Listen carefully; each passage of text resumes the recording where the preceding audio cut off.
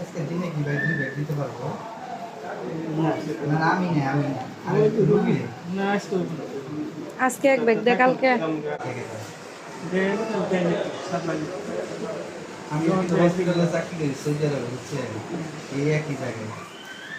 দুই সরকার দিলে তুমি এই সেটাই তো বলা যায় না দিলে তো